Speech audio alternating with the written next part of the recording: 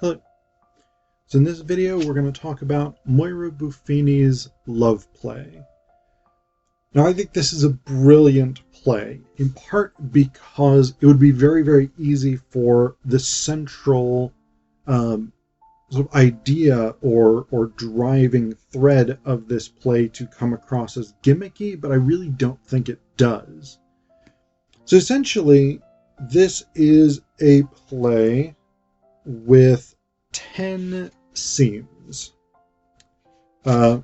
Each scene is set in a different historical period, but according to the setting information at the beginning here, it says, the action takes place on the same small square of land, which moves through time from the past to the present. So over the 10 scenes, set in the classical age in 79 CE. So I'll give you the title of each scene, because Buffini wants the title of each scene shown on a card or a projector or something like this at the beginning of each scene. So the first one is the classical age, and then it's set in 79 CE. So I'll tell you the date as well that she assigns for each of them. Scene 2, the Dark Age, 544. Scene 3, the New Millennium, 1099. The Renaissance, 1584. The Enlightenment, 1735. The Romantic Age, 1823. The Age of Empire, 1898. The Age of Austerity, 1932. The Age of Innocence, 1969. And the Age of Excess, the present. Which, when this particular play premiered, was 2001. Now, the other so that's the main sort of shtick of this play is we move through time over almost 2,000 years in the same geographic space. So the what's an open field in the classical age, the first scene of the play, gets built into different things over the course of the almost 2,000 years. But the other thing that we have is that the characters are doubled. So the play, according to the prefatory materials here, can be performed with as few as 6 actors. And in the original production, there was 6 actors who each played 4 to 6 different characters over the course of the play. Now, this is something that I think is characteristic of theatrical monsterism. And I've talked about this in other videos about Buffini's plays. This idea of big casts. Now, 6 is not a big cast, necessarily.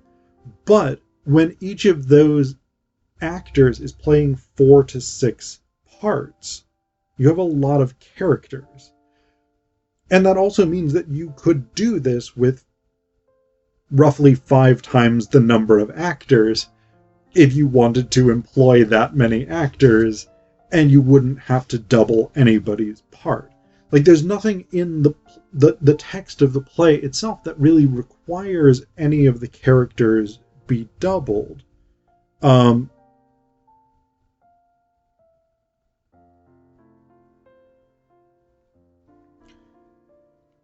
I thought there might have been one thing that wouldn't have made sense, but actually that character is not even doubled. I'll come back to that. So this is one of the things with monsterism is, again, this idea, large casts or large numbers of characters, big ideas. And as all of Buffini's plays are, this is a big ideas play. The biggest idea in it being about the nature of love.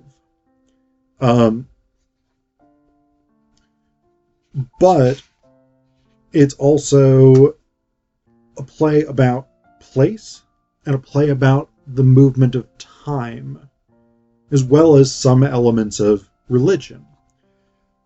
But the big theme, as you might tell from the name of the play, Loveplay, is love. And each of the 10 scenes explores a different type of love or a different type of relationship, different type of sex or sexuality, and things like this. Some of them pleasant, some of them unpleasant, some of them problematic in various ways, and some of them affirming. So I'll sort of take you through them, the different ones that we get in these 10 different scenes. Then there's some other themes and ideas and things that I'll touch on to a lesser extent. So in scene 1, the classical age, what we get is essentially a kind of prostitution in the way that occupying armies are often sort of met with prostitutes. Because we have Marcus, a Roman soldier, and Dorcas, who is a Celt. This is occupied Britain. They are kind of negotiating over the price of having sex, and Marcus tries to offer her a coin. Dorcas is basically like, this is no good to me, and he's trying to explain to her the concept of currency and things like this. But because she comes from a barter culture, the implication is that she doesn't understand the idea of currency. And toward the end of this, Marcus says, look, you're lucky I'm offering to pay you at all. I could just take you. And Dorcas says, oh, could you? And Marcus, becoming violent, says, right now. And Dorcas says, take me and I bite. If you enter me without my will, the pain of it will make you think you dipped it in poison. You'll piss acid. Marcus says, are you a witch? And Dorcas says, force me and I will make you shrink. You're shriveling now. I can feel it, like a slug on salt. So, it's interesting that the character who is ostensibly the occupying military power, and Dorcas here does say, oh, have I upset you? I'm so sorry. Come on, Roman, show us the might of your empire. So the character that's linked to power and to authority, as well as to violent occupation, is here repulsed by Dorcas's refusal and the threats that she levies against him. So that's a very interesting way to open the play. And then at the end of this scene, Marcus leaves, leaving the coin, as our Dorcas concludes, money for nothing. So that's the first scene. The second scene the other thing is that in that first scene, the Romans were building latrines, a concept totally foreign to Dorcas. That's discussed as well. In scene 2, the Dark Age, the Roman latrines are in ruins. And we have Eric, Herrick, and the other guy is Derek. All of the characters have very similar names in these scenes, and that's worth noting. Eric, Herrick, and Derek are Saxons. They have beaten a woman, and Derek is, as the scene opens, Derek is in the midst of raping her in the former latrines. Eric has already done so. No, Herrick has already done so. Eric is supposed to go next. Eric is superstitious, though. And so this is actually the first time we get one of the other themes of this play, which is the sort of the haunting or the spectral occupation of a space by the things that have happened there before. So Herrick tells him, the dead are dead, finish, and this place is just a place. But Eric says, a place is never just a place. Everywhere you go, you have a crux, like a joining of time, flesh, spirit, of stuff. Past events, future portents all crowding in, visible only to the mind. It causes pressure. So this is what we get for the first portion. This is the first sort of instance we get of the indication that this space is eternally occupied. Not by the physical stuff that exists in any one of the scenes, but that it's occupied by the echoes of past events and the potentials of future events. So that's a theme that becomes increasingly important over the course of the play. So the second scene, again, the version of love that we have is rape and questions about violence and sexuality. In scene 3, the new millennium, set in 1099, we have a nunnery that's been constructed over the ruins of the Roman latrines. And we have Hilda, Matilda, and Gilda, the three nuns. They're laying out the corpse of another nun who's just died. And as they're washing the body, so Hilda and this other nun had been very, very close. They'd been they basically like sequestered themselves in prayer a lot. They had an incredibly close, intimate relationship, etc., etc. And as Gilda is washing the body, she discovers that this nun had a penis.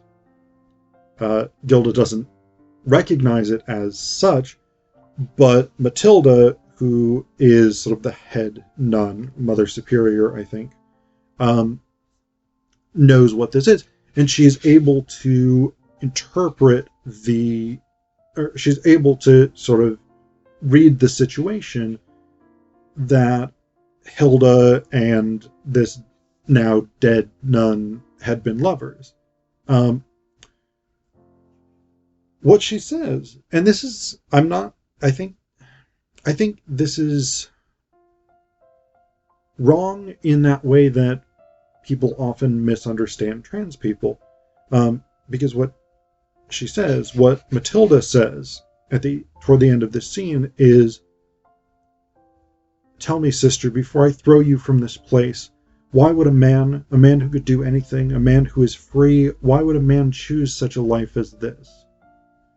And I think that represents a fundamental misunderstanding of trans people, because it's not a choice. It's not that, oh, this man is just chosen to dress as and live as a nun for decades.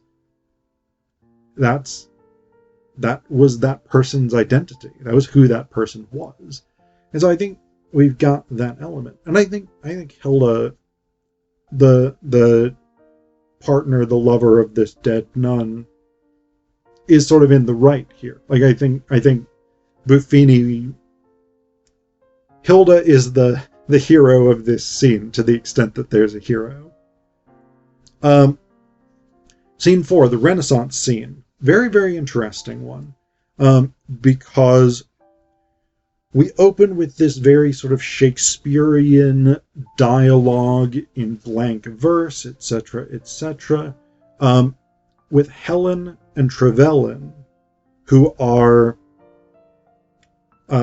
lovers. Helen wants to kiss Trevelyan before they get married.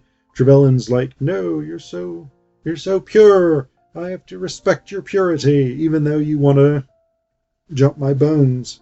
We can't have that," etc., etc. So it's all this stuff.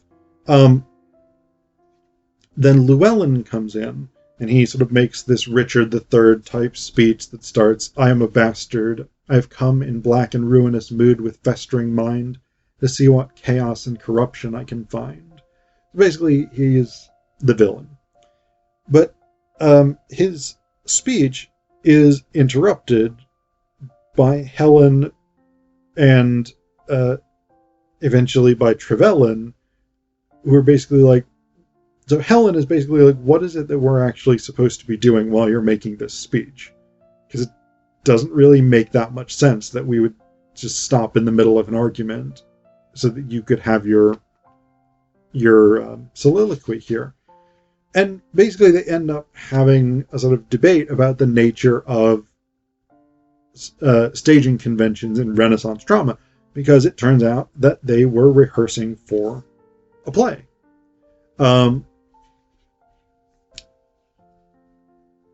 They get increasingly sort of distraught over this aesthetic disagreement, and Llewellyn, who is the author of the play, basically gets kind of snippy, but then later, after sort of exhorting Trevelyan and Helen to act properly, he gets upset when they kiss passionately. And basically Helen accuses him of being an anti-lover. She says here, an anti-lover. I'm married to an anti-lover, someone who has no conception of love. Llewellyn says, I'm an expert on love, Helen. I write about it all the time. And Helen says, but you don't know how to feel it. I've been married to you for a whole year, and all that time I've never felt your love. And Llewellyn says, then what is it? Relieve my ignorance and tell me, what is love? And Helen says, how am I supposed to know when all I've experienced is disappointment? It's in a face across a table. It's as earthly as eating a meal. It's as common as laughter and rare as a phoenix egg. It's both transcendent and mundane, and as hard to bind and hold as a moving second of time. So, in that speech, we get something really interesting at the very last line there. As hard to bind and hold as a moving second of time. So, again, we have these linkages between the question of love and the question of time.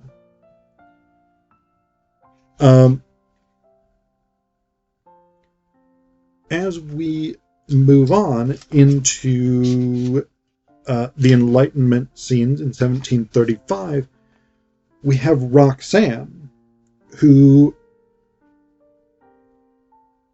is very highly educated, very old to be unmarried by the standards of 1735. She's in her 30s. Basically, she's an intellectual. And she brings in this guy, whose name we never learn. His name is Daniel, but he's just referred to as Man in the stage directions. And basically Roxanne talks to him about the nature of time, and whether or not time is one-dimensional, whether or not it's authoritative in the sense of inevitably moving forward, etc., etc. So,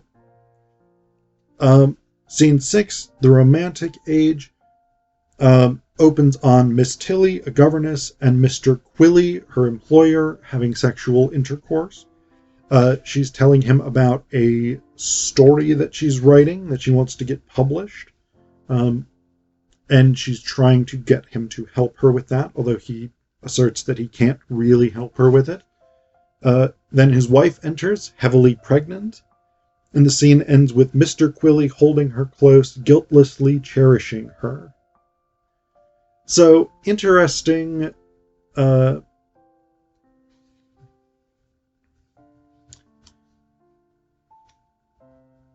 raising these sort of issues of fidelity and infidelity and guilt and all of this stuff.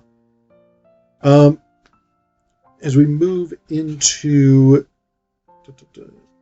the Age of Empire in the 1890s, 1898, we have De Vere and Buttermere. Buttermere is a parson, De Vere is a bohemian painter, and they're they're old friends going back to school. De Vere says that he wants to paint Buttermere as Lucifer, pre-fall Lucifer.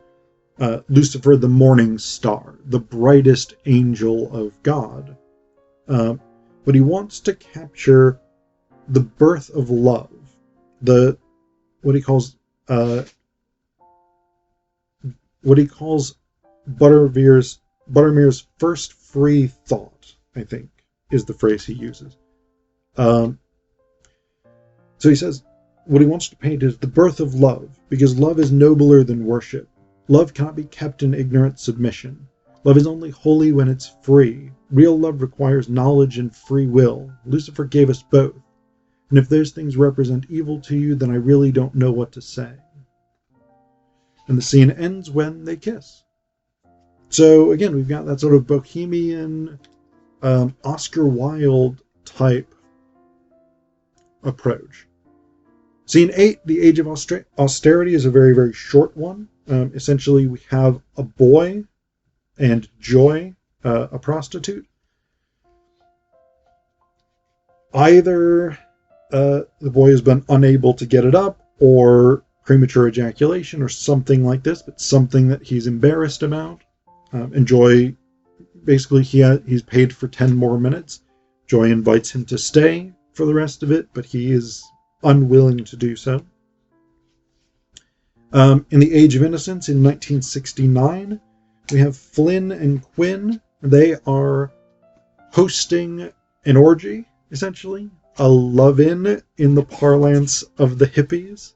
The plan, essentially, is that they've invited a number of people over. They're all going to be blindfolded, and they're going to have sex with one another without letting the aesthetics of appearance engage with it. The idea here is all about promoting free love and liberating themselves from bourgeois values and things like this. The ideals of the sexual revolution, pretty much.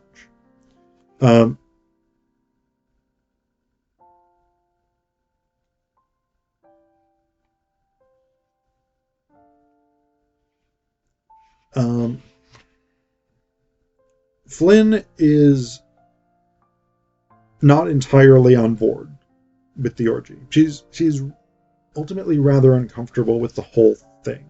So that sort of throws a wrench into it when another couple shows up and she's not entirely on board with starting to have sex with them. Then scene 10, The Age of Excess, the last scene of the play, set in a dating agency. We open with Brigitte, who makes several unsuccessful attempts to film a singles video, kind of increasingly realizing that she doesn't know what to say, that it's just a very awkward thing, ultimately. Then we shift focus to Anita and Rita. Anita, who runs the dating agency, and Rita, who's her girlfriend / secretary or personal assistant or something like this. And they have a tense relationship because Rita is unwilling to emotionally commit. They are supposed to be hosting 4 singles in a sort of icebreaker meet and greet thing. But one of the women has dropped out, and so Anita basically convinces Rita to take her place and pretend to be a single customer of this dating agency.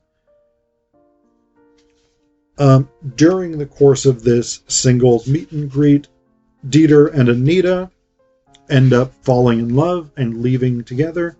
And then Peter, who's... it's hard to tell, because Rita and Peter end up in this weird sort of lying manipulation spiral, where Peter increasingly presents himself as a dick.